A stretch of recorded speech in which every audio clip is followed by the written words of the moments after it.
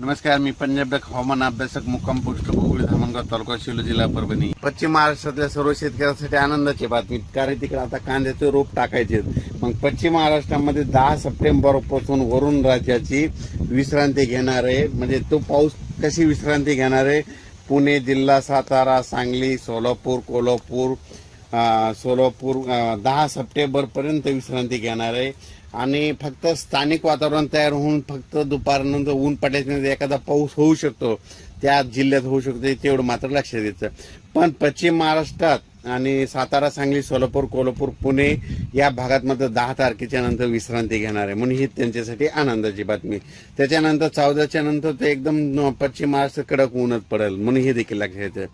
त्याच्यानंतर 8 सप्टेंबर ते 14 सप्टेंबर अमरावती, अकोला, नागपूर, बुलढाणा, यवतमाळ, वाशिम, हिंगोली, जालना, परभणी, बीड, संभाजीनगर, जळगाव पर्यंत या जिल्ह्यात दररोज म्हणजे 8 ते 14 सप्टेंबर दरम्यान दररोज भाग बदलत जोराचा पाऊस दुपारच्या नंतर पडणार आणि रात्रीपर्यंत भाग बदलत पडणार, म्हणून हा अंदाज लक्षात घ्यायचा.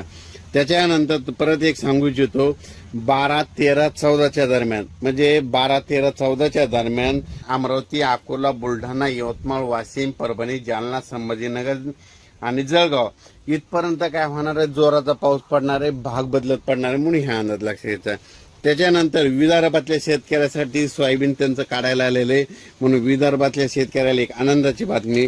विदर्भात 15 सप्टेंबर पासून वरुण राजा विश्रांती घेणार आहे, रजा घेणार आहे.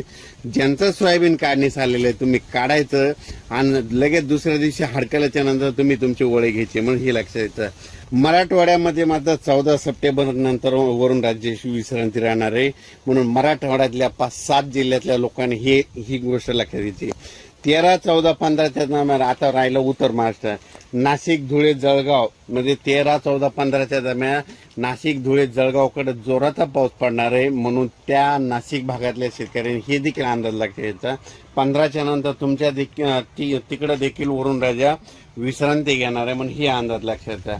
अचानक वातावरणात बदल झाला तर लगेच एक मेसेज दिला जाईल.